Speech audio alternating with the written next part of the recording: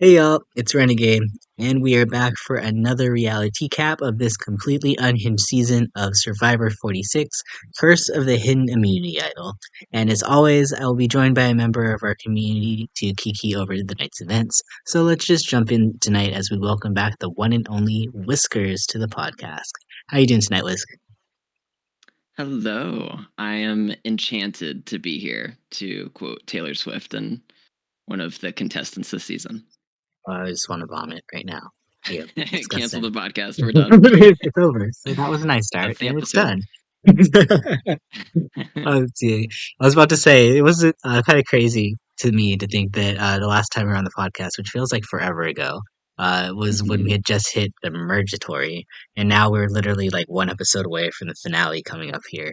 What are your kind of overall thoughts on the season since basically it's been since the merge since we started? What are your thoughts since then? And where do you think we stand here with one episode left? I mean, it's hard to have thoughts. It's like, wow. My thought is wow. Because it's been such a different season than the past few that we've had, like 41 through 45. It's felt so different this season. I mean, I feel like we've learned a lot more about the characters, and it's been more about the kind of the drama and the character development than the gameplay. As we've seen through these last few episodes, and we'll get into it more with this episode. But I've been thoroughly entertained. But the gameplay, I've been I'm sure as many other viewers are confused, and that's pretty much where I'm at. I'm a little That's confused. That's like a great place to put it, honestly. Like the season in general is pretty confusing, honestly. Like it's been honestly it feels like I'm not mad at it at all, by the way. Like this has been a very entertaining season, but this I don't know why it just this feels like the longest journey we've ever had to go on because it just feels like there's been so many twists, so many turns, so many just things coming out of left field that just make her just like, why? Why is this happening? And I'm just like, I'm enjoying every step of the ride, but I'm almost kind of sad it's over. Like I didn't think I was going to be, especially like during our Banu days. But now that we head into this last episode, I'm kind of sad here. Yeah. Oh no, I'm definitely gonna be sad when it's gone. This season has flown by a lot more than the past few seasons for me as well. That's funny. You mentioned we talked a lot about Banu last time, so we won't rag on Banu too much this time. But yeah, it was the first couple episodes we were thinking, this is gonna be an interesting season. And I mean it has been, but it's been much more entertaining in the latter half than I thought it would be. And I think one thing to your point there, the fact that we've gotten to know a lot of these people so much, I feel like this is honestly the perfect cast they could have picked because they're all so unhinged, so they just have so many different Yeah. sides to pick out here. But the fact that like season 45, they had a lot of things pre-planned because they knew it was going to be a longer season.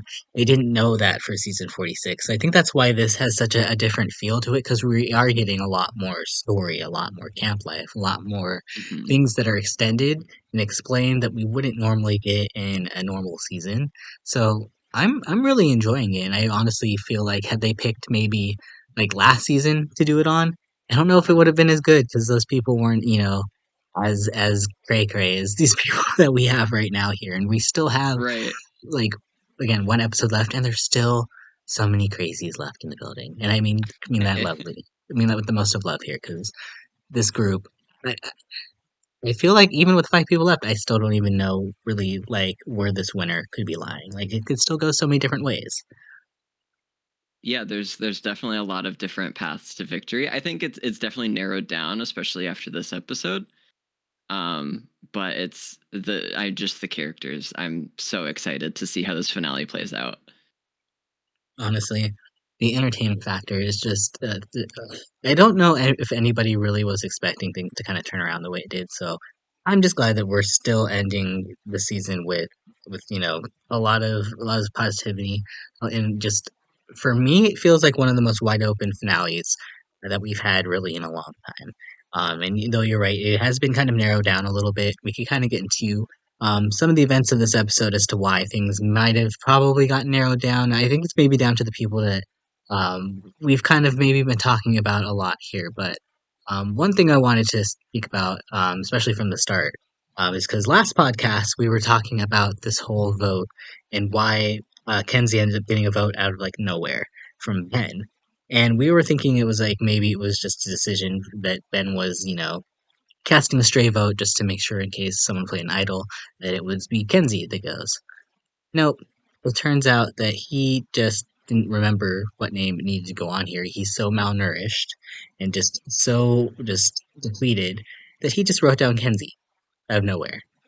What what are your thoughts here as we kind of learn a little bit more about Ben's mental health as he's having more night terrors as they're becoming more frequent and intense and clearly they're screwing with his game.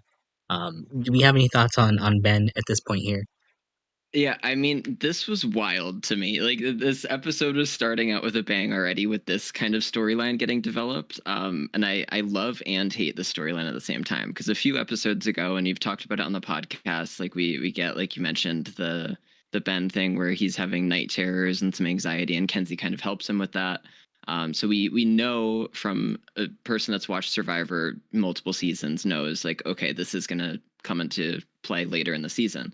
And so this is the episode maybe that we get the final development of it, and it's just like, or well, last episode was, and it's just like Ben like unknowingly throws a vote at Kenzie and like doesn't spell her name right. I don't know if he spelled her name right, but and then just blames it on pizza and like it's wild. So I was kind of upset that this is where that whole storyline goes, but I mean maybe it continues on. We'll see in the finale, but I don't I know. mean, I was confused as well I about was gonna say this. Ben didn't eat this episode, so you never know. But he has nothing to blame it on now. So um, Yeah, no I think the pizza. one positive thing though that came out of it was the fact that I think at least for Ben maybe probably with Kenzie too, but probably more so for Ben. I think it did reaffirm their relationship together, especially as Kenzie spent as you said another night comforting him. It seems like this could possibly be the one duo that although Kenzie did get a vote from Ben here, maybe the one duo that doesn't want to break apart here because every other duo this season, and as we'll kind of get into later, the last duo we have left here, they are all ready. They have all been ready to turn on each other for better or worse. And I still don't understand the whole turning on your number one so early. Do you agree with this mentality that everybody has on just turning on their best ally as soon as they possibly can? I mean, I think I've watched a lot of the older seasons of Survivor as well, and I think there's something to be said about like finding your person and kind of sticking with them and dominating the game together. But I think in especially more the modern day survivors, like you want to see as many big moves as possible. And the biggest move of them all is kind of turning on your number one. Because that's kind of just the standard way you play now. You get a number one, you kind of move in and out of alliances together, collect information. But then eventually, like only one of you can win at the end of the day. So the big flashy move is turning on your number one. So I feel like that's just a thing that everybody feels like they have to do. At least the gamers that play Survivor feel like they have to do. So I don't know. I like it, and I like that it kind of adds more drama. But I don't know. I feel like there would still be a case to be made about getting to the end with your alliance member and just saying like, yeah, we did that together. hmm And I think last season actually, we'll start off here. I think a lot of people, especially this season, are very hung up on season 43. I think that was I think last season they really saw was 44, but for some reason I feel like 43 is really just ringing in these people's heads because the Jesse move was just so big to take out Cody. And I think that's Okay, just yeah. everybody in their head is just really thinking about that. Because if you really kind of go to 45, which these people didn't get to see, to your point, like you had Dee and Austin work together basically the entire game. But one thing that Dee did was she kept things from Austin that he didn't know, so she had things in her back pocket to pull out at the final tribal council, which I think personally would be probably the way I would prefer to play. I think I would rather, lock in with my number two and then just, find small ways to, undermine them versus having to just, blatantly turn on my number two. But I'll do with whichever kind of, but it kind of based on honestly the people that surround you, and if you feel like you can, navigate the waters with the people that are left, I say go for it. Especially if you have people like you and Liz that are hanging out there begging to kind of just be goaded to the finals. But yeah, I mean, I see it both ways. But I do think some people got a little bit trigger happy a little too soon. I think that's why we see people like Kevin and Hunter on the jury after they turned, so quickly on Soda, versus like, you know, people like Charlie and Maria, who up to at least this point haven't pulled the trigger on each other. Right, and I feel like at this point, like, it's not too early anymore. Like, we're sitting in the final 6, like, next episode is the finale. Like, at this point, if you had the plan to turn on your number 1 all along, like, this is the time when you do it, and it makes sense. So that kind of the whole build up for this episode and what we get built up throughout the episode is Charlie versus Maria. And, like, this whole thing, like, oh, okay, only one of them's gonna come out, like, who's gonna take it? And kind of going back and forth between both of them. So that seems like kind of the biggest theme in this episode, at least from what we're getting built up here. It definitely seems like this episode honestly was all Charlie and Maria. And but I mean there's some other people commentating here and there too, but definitely it started in a place where I was I mean, I think we kind of had an idea going into it based off of the preview that Maria was going to be very emotional this episode. But I was not expecting her to be this emotional. Like she starts out immediately crying at the episode because she's upset and frustrated on the ways that Venus called her out at the last tribal council. Which, by the way, did you agree with Venus? Because I was kind of on Venus' side there, Oh, honestly. I'm Team Venus. Absolutely. I'm all for Venus. And Maria being emotional, I mean it's good for character development, and I mean it like makes sense. Like you gotta show what you're feeling, but no, I'm definitely Team Venus. Well, heading into this episode, though, it does feel like Maria is locked and loaded because she feels like she has the best shot to win, and Charlie at the same time too recognizes that he now has two avenues that he can play here. One staying completely loyal to Maria, and the other, which is the probably more enticing option, that he wants to work with Kenzie and Ben and Liz to take Maria and Q out. Now that I can officially say, I believe at this point, that Charlie is your longest lasting draft pick in the history of our drafts.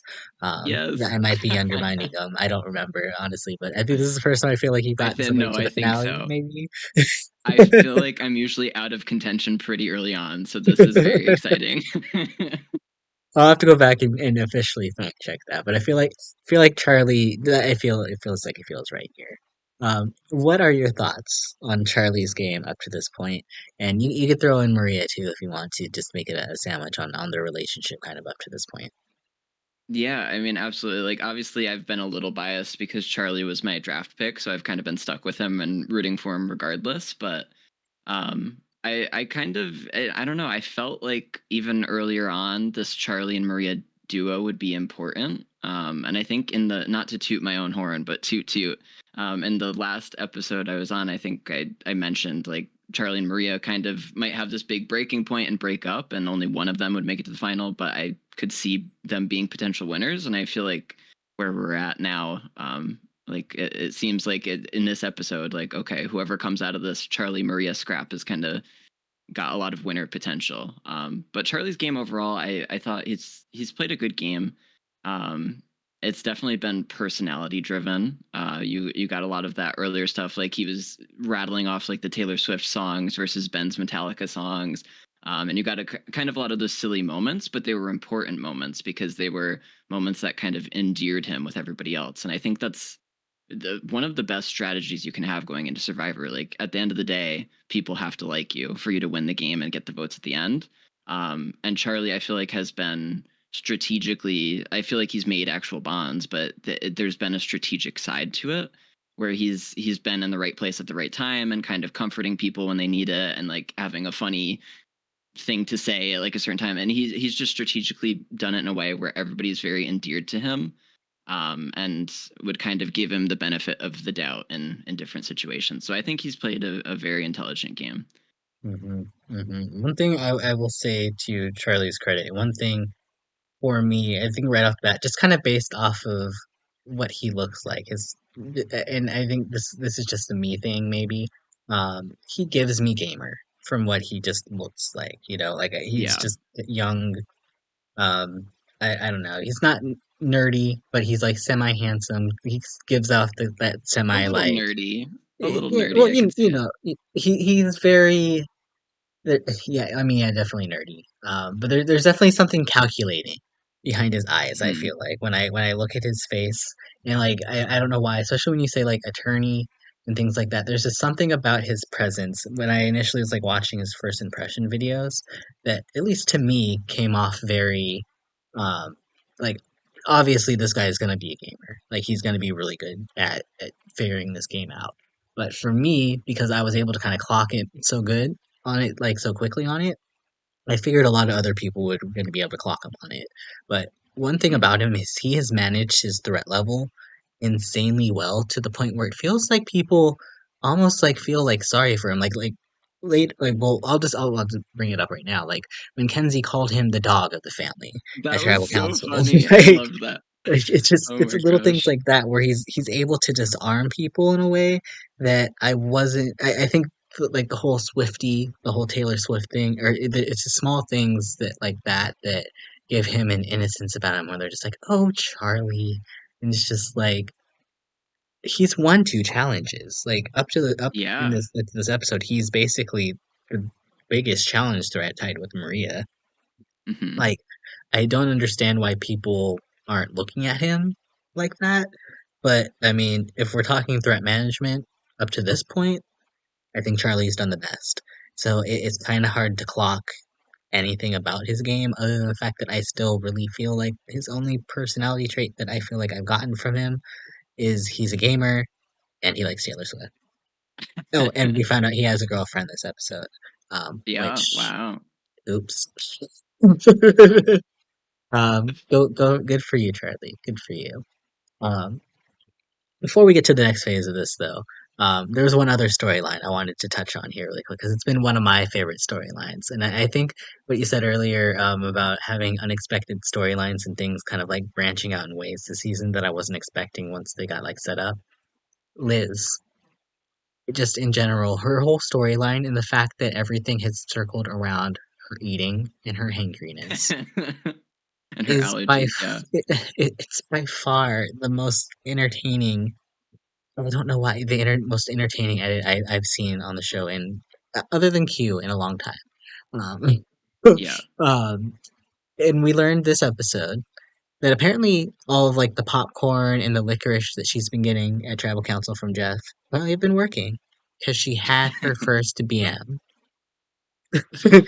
Claps I'm for so Liz. happy for her. Can Yay. we congratulate Liz for a moment here? I'm so Good job, happy for Liz. We're her. so proud of you.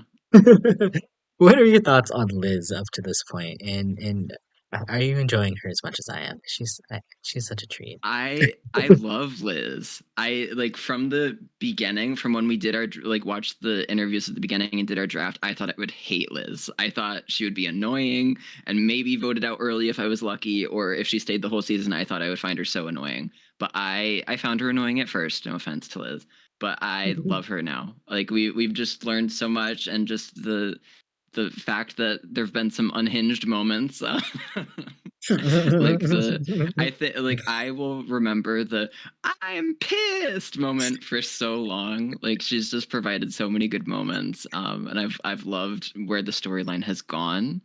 I don't know what it says for her potential to actually win the game, but I'm very glad that she stayed for the whole time, like as long as she has, because we've been treated to some very good TV from Liz. I was a little worried for Liz when like the show started. And I still think she had a really bad pre-merge. Like they definitely underedited her like no other pre-merge. Like kind of makes me wonder what other gems we could have had from her, uh, as we Mm. started here. But I definitely agree. I don't see much winner potential here, but possibly Sia money maybe for Liz. Maybe Sia money. Maybe, yeah.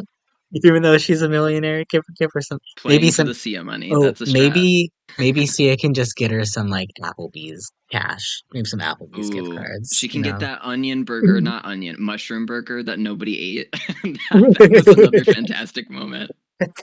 The I'm pissed breakdown leading to nobody actually even eating the Applebee's burger. This is like the fact that this season, the rewards in themselves, like they've just provided so much entertainment that I was not expecting. And I think this reward challenge will go down as one too. Which is funny because like last episode, which I want to just touch on really quick, about Maria and her decision. Um, but let's touch on that actually really quickly because Mhm. that does play a role in this episode here. What was your thoughts on her? Apparently, because it took her possibly like I want to say like 10, 15, 20, possibly up to 30 minutes if I remember correctly, if from Wow. the podcast here for her to make this decision. Like she took a long time. Yeah. Um, and then she made them play rock paper scissors. Um, what were your thoughts on like how that whole thing transpired? That was really rough for Maria, but I totally get it because I feel like a lot of times, like when I'm watching the show, I put myself in the player's shoes, and I totally relate to Malia, who's Maria there, with her lack of decision making. Like I'm. It's so hard for me to make decisions like that, and there was so much pressure on it, and you have so much emotion built up. Like people are hungry, people are so tired. They've been on this island for how many days, so and it feels so much more important in that moment, I'm sure. So there was just so much pressure, and she just let herself kind of sit in it and be overwhelmed by it, and that really is what took her down. She like just sat there and made it this stretched out thing, and then eventually ended up just picking Q anyway. I mean, she made them play rock paper scissors, but that ended up being like more torturous. So it's just she made all the wrong decisions here. But I can empathize with that because I feel like I would probably end up doing the same thing and just going back and forth and not making a decision for 30 minutes. But it definitely made Maria look bad, which I feel bad for her about that. Yeah, at some point you just gotta just rip off the band-aid, and just be like, Yeah, okay, this is probably the way I'm leaning. I'm just gonna do it. But you also need to make sure that you aren't, in those words, I feel like saying more than you need to. So I feel like she was being very honest with her decision, but she said hmm far too much. She said far too yeah. much, and then she promised them that she'd pick like people that were hungry, and she didn't. And it's just like, girl, like She picked just Q, who ate like, at the last reward. why? Yeah, I get it too, but just Maria. And she comes really close to winning this challenge too, but she does fall a little bit short. They have to end up in this one. There are lots of obstacle courses.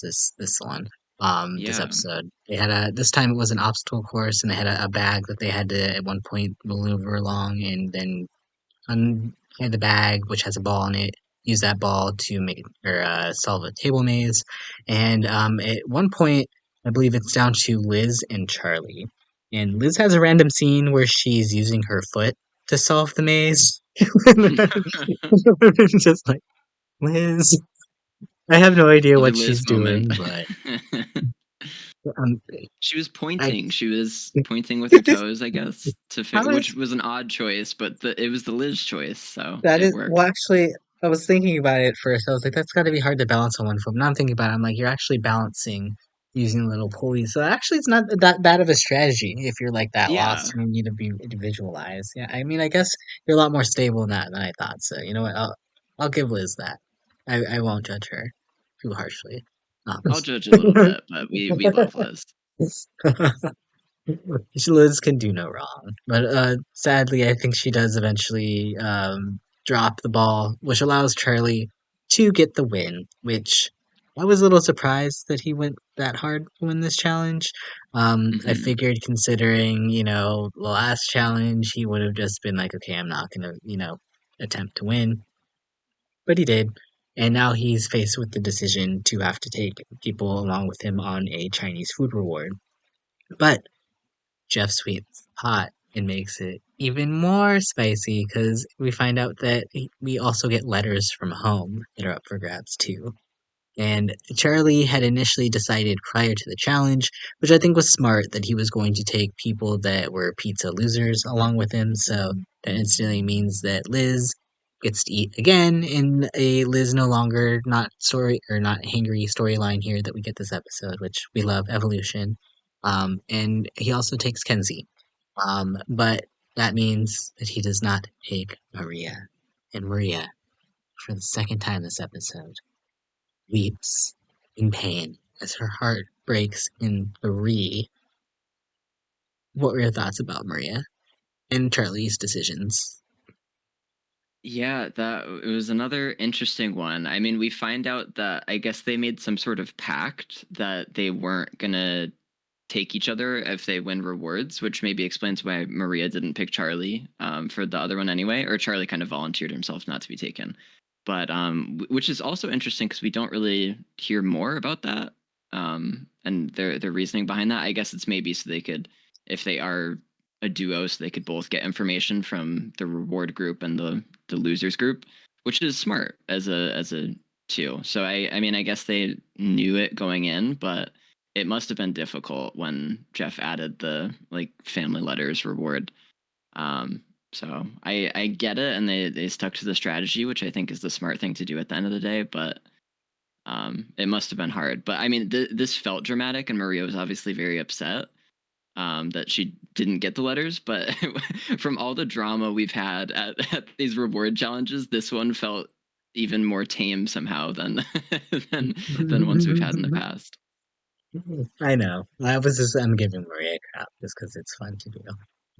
No, I think out of everyone that we've had here, this is probably the most justified, at least based on the edit. Like, had we got to seen, I think, like the real edit of the Liz Applebee's thing, and we got to see like apparently Q denying Liz of being able to go on it or switch out with anybody. Okay, yeah, that would have been justified. We didn't get to see that in the edit though, so um, Yeah. we just got dramatic slow turnaround. I'm pissed. Um, but you know, I get it. I get Maria's emotions here, and I think they framed it in a way that it did push her and motivated her this episode. But Hmm. all in the meanwhile, while this is happening, she doesn't realize that Charlie is using the feast as a way to get Liz and Kenzie on his side to complete his mission to get rid of Maria. Which, I mean, I totally I'm here for it. I think it's probably the smart move and the right timing. Um, Final six, as you said before, is it's basically the end of the game. So I'm not surprised to hear that Charlie is making moves. But what I think is most surprising here is that once we get back to camp, we learn that Maria. Well, actually, let me rewind a couple seconds here. First off, Q and Maria go idol hunting, and Q finds the idol, which I was scared. First thing I said was, "Oh no, Q's going home. You get the idol, you go home." Yep. So, Will the um, curse continue? what are your thoughts on this curse, by the way? Because this has been kind of, I mean, up to this episode, and we'll save the ending for later. But up until this episode, Mhm. there were literally four people, three in a row, that have had Yeah. an idol in their pocket and went home, all because of Q being the smokescreen vote. And now Q, of all people, has the idol. Like, what are your thoughts on like this the curse up to this point and the fact that now Q had it? Do you have any thoughts? I mean, it's unprecedented. Like this has never happened before. It's never been this many people. Like I don't know if it's ever even happened twice in a row, maybe. But I I feel think like whenever Micronesia it did. I feel okay, like I but definitely I feel remember like it it was sometime Micronesia it yeah. did But it. in the past, somebody going home with an idol was like such a big thing. Like, and is it just nowadays we're gonna just become accustomed to like people going home with the idol and not playing it? I don't know. I think it may just be a thing this season, but it's definitely crazy to see. But it's been fun for the editors probably to play around with how they're gonna make it happen, and I think it's been fun to watch for three people in a row now voted out with the idol in their pocket, and you kind of have different perspectives going into it each time. But yeah, I mean, it's just I think it kind of we've been ragging on the game, or at least I've been ragging on the gameplay a lot, and the strategy this season. But maybe it speaks to the social strategy that these people keep the idol in their pocket and don't play it because they're just convinced that they're fine and they're going to make it through another vote. So I don't know. It could be them just like wanting to hold out and it's just a bad decision on their part, or it could be the other players just really being convincing and they're they're just fully blindsided and think they're not going home.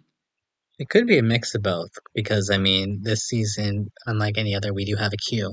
We've never had somebody that's like, at least in a long time that I can remember here, someone that's just been this blatantly out there as far as like just so far separated from having their winner's chances, you know? Like everybody knows Q's not gonna win. Q's Q blew up his own game. Like he's like been flying out in space because he blew himself up so far, you know? There's no way Q's coming back from this. So he's been the perfect smokescreen to kind of hide a lot of these blind sides. And I don't know if we've had anybody like that or even anybody close to that um in recent seasons that would allow that to happen. But even without that like smokescreen there, it would be, you know, honestly very, I feel like, difficult to try to be able to maintain a series of blindsides unless you have some sort of like, you know, secret alliance like the Black Widow Brigade all women thing in season 16, you know, things like that, where you need to pull information from somewhere going on here. So I do agree with you. I think there's a lot of good gameplay in certain areas, but I think there's also a lot of bad games as well too. So it evens Yeah, itself out to a very entertaining season. So um, absolutely. I think what at least for Maria here that things go at least she gets a little bit more confident here because Q reveals to her that she has or that he has the idol. So now she starts to realize that maybe her number two become her number one because she reveals now that she is thinking that now is the time to blindside Charlie. And I'm just like, oh my god. They did have a moment of realization that Denise and Malcolm didn't actually go to the final three together. They Malcolm got fourth. Um, so they, you know, I think there was a point where they did vote for each other. So they are officially Malcolm and Denise here. And like, what are your thoughts as we are literally getting set up for this Maria versus Charlie blindside face off? Did you see this coming? I I don't know. I feel like I was kind of blinded to it. I was a little shocked when obviously like Charlie's been stewing on it for a couple of episodes now, about getting Maria out. But then Maria going back and talking with Q, and Q just found this idol and she knows about it, and the power's kind of swinging back their way. I mean, this episode is just a roller coaster. But I was a little surprised when Maria said it. And I feel like in this moment with the idol, they really hold the power. Like this is a big moment for Maria, but like you said earlier, like Q is this person that's been used as kind of the pawn or the smoke screen for the votes. Like, oh, he's not going to win. We'll just vote him out at the next one. At the next one. But now he has this idol. If he uses this idol correctly and makes a big move and gets a player like Charlie out, that's a huge resume booster, and maybe we could see a Q win. So it's interesting. I mean, the overall theme is Charlie versus Maria in this episode, but could Q sneak his way in? There's been a lot of question and you know, Q's had a very large edit up to this point here, so it's very hard to write that off, even though obviously a lot of it stems from his, you know, choices. That's all I will say. There is his choices and his decisions. But you know, it's kind of also hard to deny that someone being that far out front, making it that far in the game, that they don't deserve some sort of credit for surviving that long, even if it is like people writing them off or, you know, saying that they, you know, don't deserve a shot or whatever. But if blatantly that many people hate you and want you out, but you're able to get to the end, like I think that's still a winning story. Like I would still possibly vote for somebody like that, depending on who he's against. And there are some other, you know, goaty choices here. than Liz. But Yeah. so he does possibly stand a shot here if he does make a good move. So there is a lot of tension kind of going into this immunity challenge, and I mean, we'll just kind of gloss over it really quick because I mean I don't think the challenge was that super exciting. Yeah. They do another obstacle course, but this time it's in the water. And then they go to a platform where they build a dolphin puzzle. And initially, I think Maria got to the platform first to work on the puzzle, but then Ben took over the lead for a couple seconds, and then there was this weird voiceover from Jeff where it was like, just when you think it's over, somebody can come out of nowhere and win it, or some whatever. You'll find the inner strength to win, or I something. didn't I pick don't up on know. that. I thought that was funny. I remember you saying that. Oh, what was that voiceover? I didn't pick up on Yeah, that it though. was very clearly like dubbed in, and I'm just like, this is cheesy. It makes like a couple other moments because there's like so the title of the episode being Mama Bear. The fact that like there was I don't remember if it was after the immunity challenge or maybe it was before. We got one point where Jeff was giving us the ad for why you should survive or apply to Survivor, and he goes, "Is your mom saying that she should do it? We'll tell her to play." And it's like, okay, well, we're definitely this is like even though I think we end this episode with Maria not in the best spot, I feel like are still. I mean, we entered the episode with Maria like thinking that she's gonna lose, or not maybe this episode, Mhm. but not in the best position. Um, but this episode felt like initially up to that point was attempting to be like the mother empowerment thing. I don't know what they were trying to go for there, but it just felt very like let's give Maria like all of the props, set her up as like this like the most potential winner we could possibly have. Um, and but it's gonna eventually fall through at the end here, as we'll eventually find out. But Maria ends up getting her third individual immunity win in a row, which is or not in a row. This season, she now has the most challenge. Well, actually, she's still tied with Charlie because I think Charlie's meet reward challenge win now is his third individual challenge. So still tied. Um, but now she has more individual immunities. So there's that for Maria there. So I was a little bit shocked because now we don't get this Maria versus Charlie face off. Instead, Charlie has to change plans here and decides to redirect to go for Q.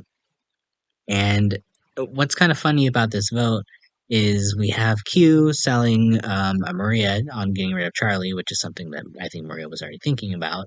And we have what we find out later on is Charlie selling the Maria vote, or sorry, the Q vote to Maria, which I'm just like, Maria has all the information here as to what's happening. She knows who has the idol. She knows who's voting for who. At least she thinks she knows who's voting for who. Because Mhm. it turns out, I think ultimately here, that Liz and Kenzie become the most important pieces. Because since no one wants to play an idol, it'll go where the votes end up going. And Kenzie and Liz ultimately say they want Q out, but they're also agreeing with Maria in the plan to take out Charlie. So there is still a lot of question going into the tribal council, but maybe not so much for me because I feel like I kind of read into things prior to the vote that it seemed like all the votes were going towards Q, and it seemed like Maria didn't really give Q any sort of tips that he might get a majority of the vote because I don't think she knew. Yeah, Did you? I think this was like one of my favorite build-ups to a vote we've had in a while. It was just so chaotic and kind of it was almost hard to process as a viewer because you feel like you know what the result's going to be. Like I like you also felt like, okay, well, Kenzie and Liz are voting for Q. They haven't enjoyed him being there in a while, so they're probably going to go that way. But then Maria like seems fairly confident that like Kenzie and Liz are on board to vote out Charlie. So everybody's just kind of confident in their own different way. But as the viewer, you feel like, okay, well, we know what's going to happen. Like the votes are going to go on Q. So the question is really just is Q gonna play his idol and then Charlie goes home, or is Q not gonna play his idol and then Q goes home because everybody's voting for him. So it was kind of a weird dynamic, but it was entertaining because it kind of dragged you around in a bunch of different ways as a viewer. And just the music they were playing was kind of funky and It really interesting, and was. it It felt it like was some like sort of like womp womp doomsday womp. music or Yeah, like some like it was villain very, cartoon yeah, music. it was like intense. I liked it though. It was a good build up, so you knew something was about to go down going into this tribal. Yeah, and I mean something does go down here, I think personally. And I mean we haven't really talked too much about Kenzie this episode. And I feel like Hmm. she was actually very present this episode. For as much as she wasn't necessarily in on tons of the strategy talk, I felt like Charlie kind of dominated. Maybe Maria did too, and maybe Q.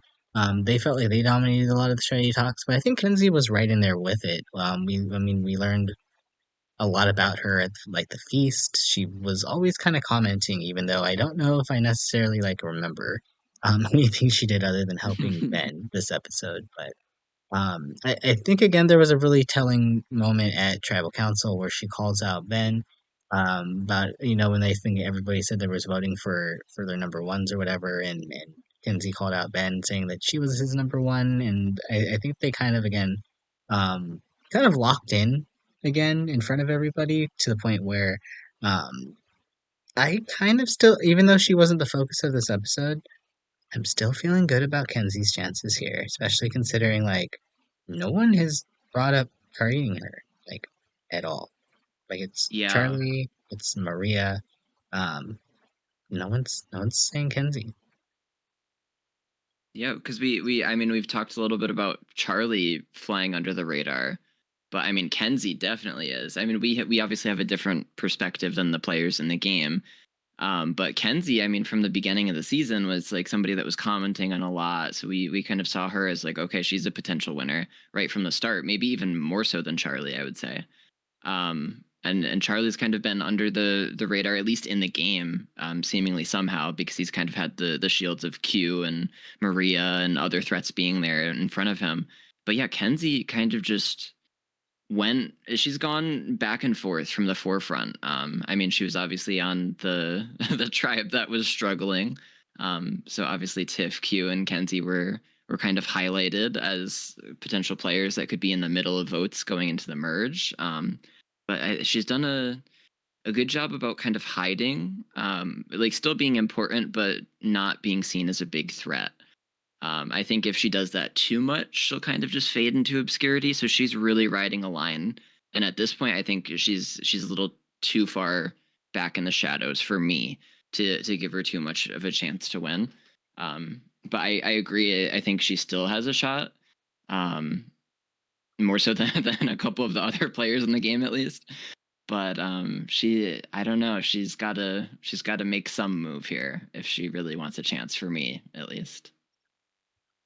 I mean, I can see that. But I also think it depends on who she gets to the end with. Just Definitely. because anything can kind of happen with fire. You never know. And at the same time, though, too, I don't know if we really know about anybody's fire chances outside of like Maria and Liz. Like they've made it very And clear that Liz, Maria no, we know knows how Liz is to. not going to be good at fire. Yeah, and Liz is gonna suck at it. So we haven't really. I don't think they've really touched on anybody else's like chances of making fire here. Yeah. And one person who is now, I think, in a very rough position going into this final five is Maria.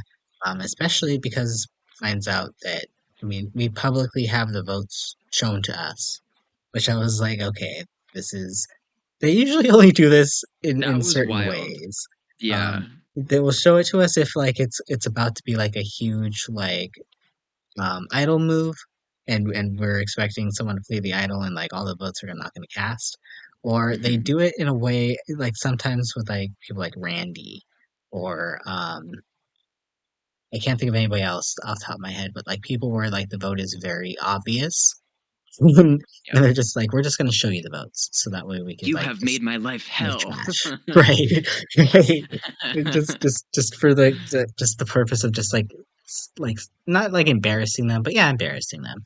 Yeah. So it turns out that's what we got because Q again for the fourth time in a row, the fifth And time this fifth. season, Ugh. Yep. uh, someone does not play the idol and gets voted out. Q joins the long, long list. He was smokescreened forever, and now he is smokescreened by Charlie of all people.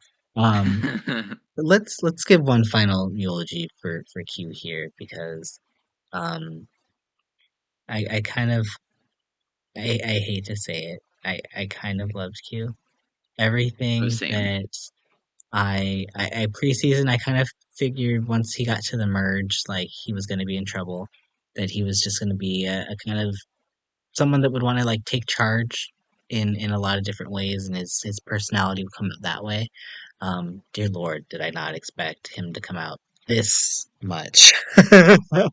But he's also become I think one of my most favorite people to just the way he embraced it on social media and just he just seems like he's just having like such a good time with just everything in general and taking everything in stride and I am very sad to see Kugo, but I'm sure for whatever reason he'll probably be back for Survivor 50.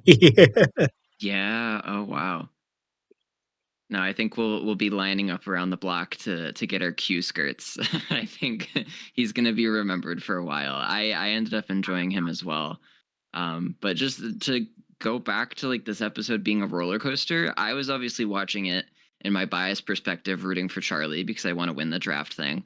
But I was very nervous when we saw all of the votes. I was like, that's rarely ever happened. So I was thinking, okay, we saw all the votes. Q's gonna play his idol and Charlie's gonna go home.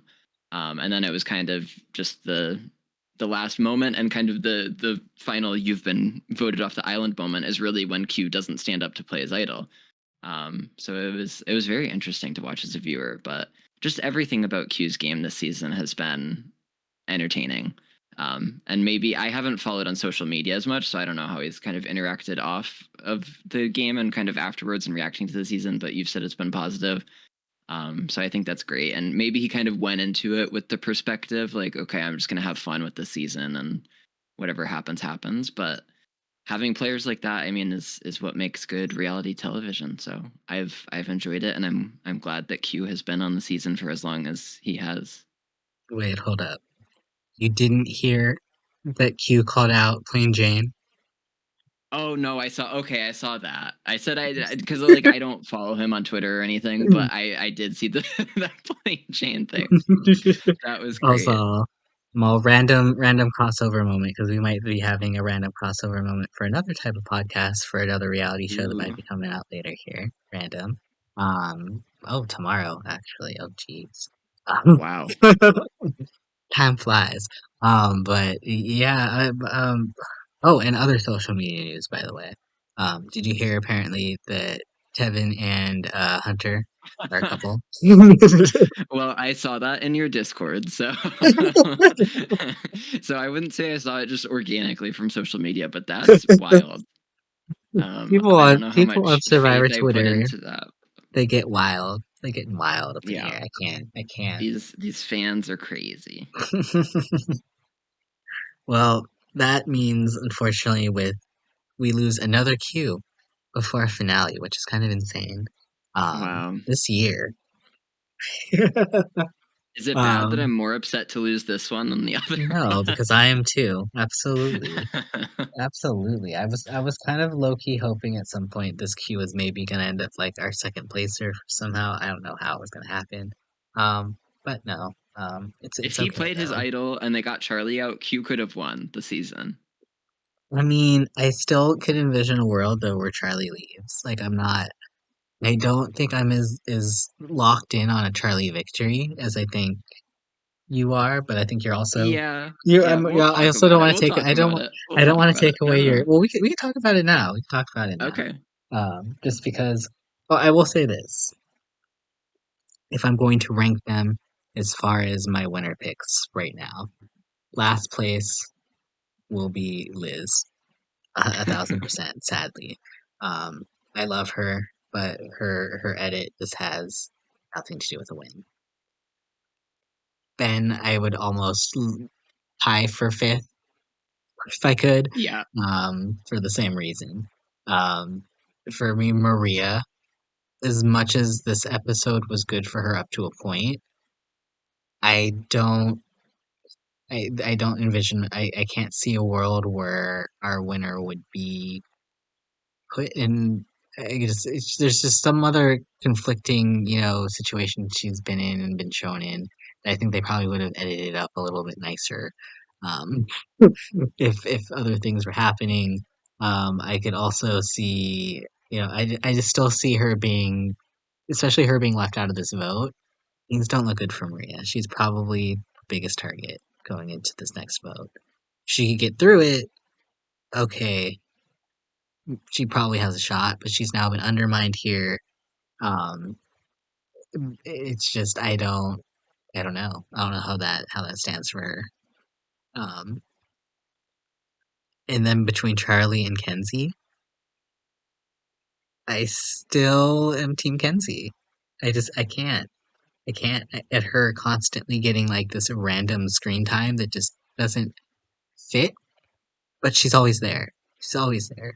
Um, I still root for Charlie. I still think Charlie has a very, very, very strong chance to win, especially after his edit these last few episodes. But the early Sega edits still just I don't know. I'm just very it's not to say this wouldn't be the only time they would ever edit their winner terrible in the pre-merge. I mean, look at Erica. But Mhm. like I feel like they would have learned their lesson, and I still feel like Sega got really crappy pre-merge stuff. So, if they do win, then perhaps it's just because we spent too much time with Banyo, and that's why Charlie victory happens here. I wouldn't be surprised. But I just feel like who has given me the whole and complete edit, it would be Kenzie. So that's my list That's right now. yeah. That's fair. I feel the whole Sega thing with them and pre-merge. I don't know. I feel like for me, I didn't get as much of a negative vibe from them. I feel like they were always kind of maybe just like I mean they were the middle of the road tribe. Like they always got second, and they kind of just were like sliding on through. But I feel like they got a positive edit in the relationship building. And an edit aside, I feel like just well, not edit aside, but I feel like the producers and everybody working on the show has been the edit has felt so different this year from what it's been in the past. It feels like they're trying to do the opposite of what the viewer would expect to be done at this point, which is I think why I've found a lot of enjoyment in it. Along with the crazy characters, that's also helped. But I don't know. I could definitely still see a Sega winner here. I mean, obviously with Charlie and Maria, those are arguably the two biggest power players still in the game. But as far as like ranking them, I would put Ben in last because he's been Purple Kelly for this season almost, and we like rarely hear from him unless if it's like the moments with Kenzie. So he's had more than Purple Kelly, but he's lasted longer than her too. Um, but I would put Ben in last, Liz second to last, just because Liz kind of has that like wild edit and it could go any way, and like maybe she has like a 1% chance of winning. Like shit can hit the fan and something can happen, and maybe Liz just pulls it out somehow. I mean, we had Gabler win, so anything is possible, I mean, true. fortunately or unfortunately. And then I don't know, it's so I feel like Maria and Charlie would flop for me based on how the next vote goes. I mean, obviously, that's going to be a huge, crucial one. I feel like it's more likely that Maria will go at this point, and that's kind of where the edit has been taking us. But like I was just mentioning, the edit seemingly can take us any which way and just change at any moment. So, like they could be building us up for Maria's demise, and then she wins somehow. So I really don't know, but I would probably lean more towards putting Maria in third for me. And I feel like she's the most likely to be voted out at the next episode. I mean, she could obviously win immunity again. She's proven to be a huge challenge threat. But I feel like everybody's guns are on Maria at this point. So I feel like she's going home, which would make me put Kenzie in second, and I've got to pull through for Charlie once more. But I'm not just saying that because I'm biased. I feel like even from an unbiased perspective, watching the season, there's a huge case to be made at this point that Charlie is the most likely to win. And Mhm. I've enjoyed watching him, so I hope he does. No, I would agree. I just don't, I for me, Charlie didn't necessarily resonate personality-wise 100% a lot of the time. So Yeah. for me, I could agree if it's a situation where I'm misreading it, I get it. I'm fine with it.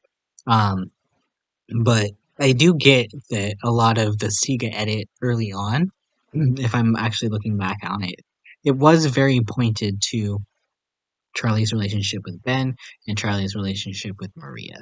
So I mean, at this point, it has fleshed out to the point where those are the two that are, or sorry, the three that are left in this final five. So it makes sense. I'm not hating on it.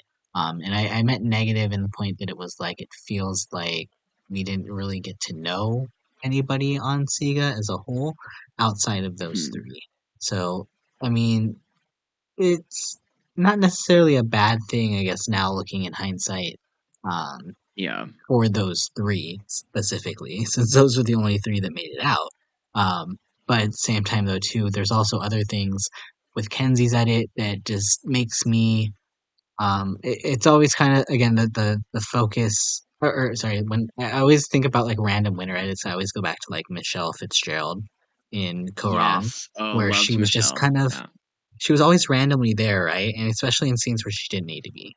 Like she was just Hmm. always there. And I feel like that's Kenzie. Like there's plenty of moments she doesn't need to be there, but she's always there. She's always given the spot to like narrate certain things. And then we had the moment like the pre-merge with Banu calling her the mermaid serpent and telling Ben and Liz that she's the strategic threat that they need to get out. And now those are probably the two people that she's most primed to go to the end with who are not going to turn on her, you know?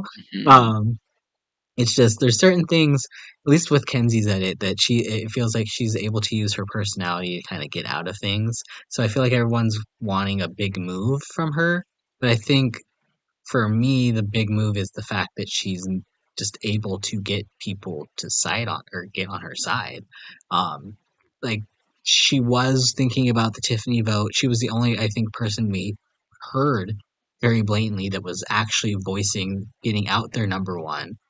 Didn't do it, but I think that's actually could be a possible good thing for her because she's the only one that hasn't followed that trend that's been, a negative trend up to this point. There's other things that I think Kenzie's done with her edit that they've I forget off the top of my head because I was thinking about this off the top of my head too. I wish I could remember what it was. I think it came out this episode too, where it's certain things that people are doing that everybody gets voted out for doing it, whereas Kenzie is either shown directly not doing it or shown doing it but then taking it. So it's just small things like that that I feel like will come back to probably either, I mean, they could hurt her, they could be why she gets second. Yeah. But it also feels very blatantly like, okay, well, if nobody else is taking out their number one, it could be a good thing that she didn't vote Tiffany out because now Tiffany doesn't hate her. Tiffany's maybe going to be supporting her in the jury. So I don't necessarily think just because you're getting your way or getting a good edit or getting a lot of strategic focus that the edit's necessarily leading you to being the winner.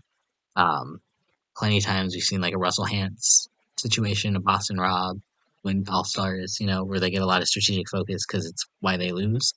Hmm. So I was a little worried where Charlie said last episode that he could be, lining up to make mistakes based off of his votes moving forward for not siding like with Venus. So that's kind of always stuck in the back of my mind that Charlie might not be getting to the end game with either the people that he could win against or that will take him to the end game. So I would love to see a Charlie victory just for you to win the draft. And for some Thank you. and for my obvious choice at this point for Painless not to win again for his like third Oh my time in a row. gosh. That would be um pretty impressive though. It would be impressive. It would be very impressive. Even though he's been trying to give her up for weeks for Liz. I'm s- I was like, I will gladly switch all of this around here, so I will get Kenzie from you, and we'll give Apti, Tiffany. I tried, but it didn't work. It's okay Yeah, though. Um, that's okay. it's fine. You know, I don't have to make the finale in every draft. I want to let everybody get a chance. So I'm Yeah, thank glad you you're for there for letting me me in have a spirit. chance to make the finale Of once. course, I'm it just was happy for to be here. you. It was for you. Yep.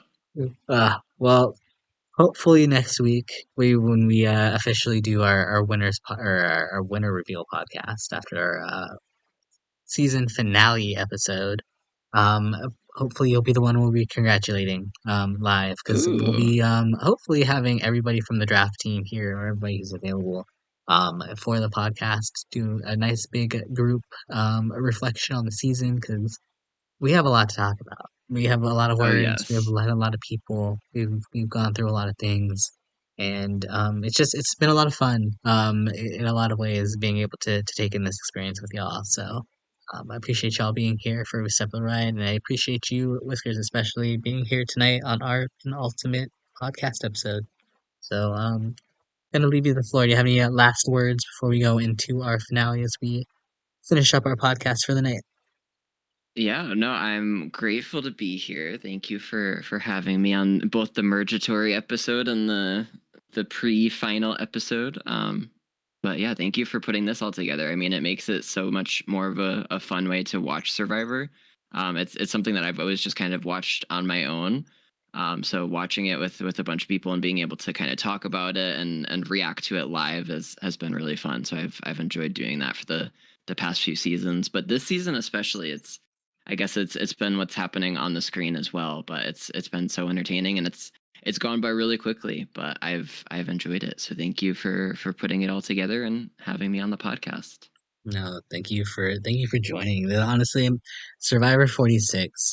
All I can say, season has been an experience. I feel like whenever we start, like we started on Survivor 43, and that was an experience. I mean, it was kind of but that finale, that was an experience. But the fact that like I decided to just go, full out the season, start the podcast, and then this is the season that we get started. I'm just Yeah, it like, was a good one. uh, like, how do you even top that? Where do you even go from here? Like, what do you even do? So yeah, again, thank you for being here, Whiskers. Appreciate you as always. Appreciate all the rest of everybody who's been on the podcast up until now. It goes well too, and appreciate y'all for listening, everybody out there. If you've made it this far, as always, please like and subscribe for more content because there'll definitely be more stuff coming. If you enjoy Drag Race, which I know a lot of my viewers out there do, we will be actually starting a new weekly podcast for Drag Race All Stars 9 starting tomorrow, which is insane thinking that That's this wild. show is at All Stars 9. They need to stop with this All Stars, by the way. Like, I love the show, I really do. But like these All Stars are just It's too much. Too much. I will watch them. I will. Don't get me wrong. Hmm. But like, I, yeah, there's 86 franchises at this point. Like every other week, I'm doing a new retrospective on one. Like we need to calm down, Drag Race. Okay, it's okay. We could take a week off. It's fine. I will live for it. Especially, you know what? It's for charity, so we love Yeah, charity. it's So, a good switch um, up and less pressure on the queen. So I'm I, excited for it. I mean, I don't get how like this resonates with like the winner potential, but we could talk about that tomorrow. With I believe Quacker Jack will be joining us as well too, as well as a new podcast guest that will be joining us, Cody Soros. Many of you probably don't know him in the Survivor community, Ooh. but well, there in the Twitch community you might know him as well too. So excited to have our guests here on a rotating schedule as they see fit to join, and we'll kind of see how All Stars 9 goes here. Hopefully, I mean it can't go anywhere up from All Stars 8, so. Um, very excited for that here. And we'll also be very excited for our season finale of Survivor 46, which will be taking place next week. And we will officially find out whether Charlie, Maria, Kenzie, Liz, or Ben is our 46th sole survivor. Until then, y'all, I'm Renegade, and I'll see y'all next time. Bye. Bye.